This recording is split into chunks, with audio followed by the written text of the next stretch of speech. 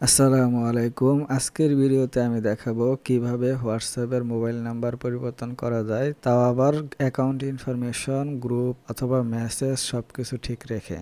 তো চলুন শুরু করা যাক। প্রথমে হোয়াটসঅ্যাপ অ্যাপসে চলে যাব। অ্যাপসে চলে যাওয়ার পরে এখানে থ্রি ডটে ক্লিক দিব। দেওয়ার পরে এখানে সেটিংয়ের পরে এখানে অ্যাকাউন্টে চলে যাব। এখন দেখেন এখানে চেঞ্জ নাম্বার, এখানে ক্লিক দিতে হবে। এখন দেখেন changing your phone number will migrate your account information groups and setting. অর্থাৎ আমি যদি মোবাইল নাম্বারটা চেঞ্জ করি, মাইগ্রেট করি, তাহলে কি হবে, অ্যাকাউন্ট ইনফরমেশন এবং গ্রুপ এবং সেটিংয়ে যা যা ছিল সব কিছুই চলে যাবে। করার আগে একটা জিনিস খেয়াল করতে হবে যে নাম্বারে করবেন সেই নাম্বারে যাতে SMS যেতে পারে অথবা কল করা যেতে পারে, অর্থাৎ সেই নাম্বারটা এনেবল থাকতে হবে। ঠিক আছে, সবকিছু ঠিকঠাক থাকার পরে এখন নেক্সটে ক্লিক দিব। নেক্সটে ক্লিক দেওয়ার পরে দেখেন এটা আমার বর্তমান নাম্বার আর এটা হচ্ছে আমার নতুন নাম্বার। ঠিক আছে, নতুন নাম্বারটা আমি দিয়ে দেই। এখানে এটা বাংলাদেশি নাম্বার দিতে হবে, কারণ আমি তো বাংলাদেশি আগে সিলেক্ট করেছিলাম, সুতরাং এটা 0 ছাড়া দিবেন। নাম্বারটা দিয়ে দিলাম। দেওয়ার পরে এখন নেক্সটে ক্লিক দিব।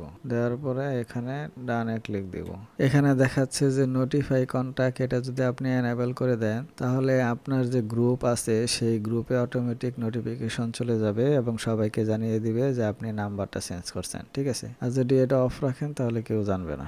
এখন এখানে ডান দিতে হবে। এখন আমি নোটিফাই না দিয়ে এখন এখানে ডানে ক্লিক দিলাম। ডানে ক্লিক দেওয়ার পরে এখন কানেক্টিং হবে।